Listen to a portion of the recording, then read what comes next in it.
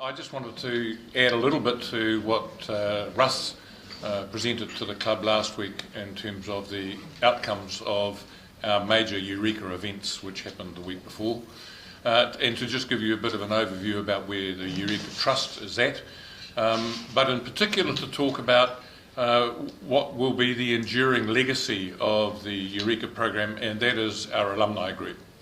With this year's crop of young people who have come in to form part of that alumni group, we now have 65 alumni who are in a very passionate way involved in continuing with the work that Eureka is doing in terms of advocating improved science literacy amongst students and the communities that they're in.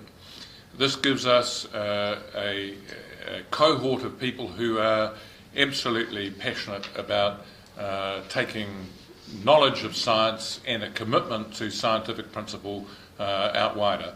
And I'm very grateful that when I had a meeting on the weekend with three of these alumni, they came back to us unbidden with a proposal to do a substantial piece of work in terms of upgrading our web presence, our social media presence, and to do that in a very cost-effective way. And I think that'll be a wonderful exercise for them to do.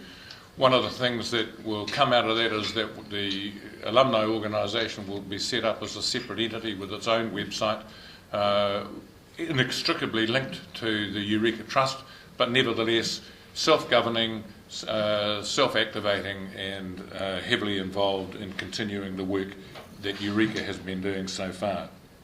We've learned a lot this year again from the program that we've done.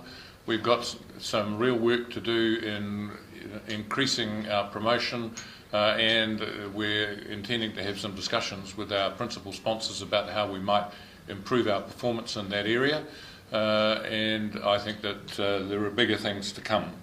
Just to remind people, this year was the fourth year. We had about 150 young people attend our workshops, out of which 57 entrants came through compared with 37 the year before. We had 6 regional competitions, 27 young people were eligible for consideration for being finalists, 12 of those were selected, 13 scholarships were organised with our sponsors, 10 of which were awarded. The prize money was doubled this year, and I think that we've taken a significant step up the ladder of development, and we will take some more over the next couple of years. So very grateful to the team led by John Emmanuel in terms of the National Event Organising Committee, and in particular those clubs which are now on board outside Wellington, who have come on board in terms of organising our regional activity. I think there's still a big job to be done in terms of promoting Eureka amongst the rest of Rotary districts and Rotary clubs around the country, but I think we're getting there. There's a way to go, but I think there's some real opportunities. We will need to develop some more budget for those sorts of things.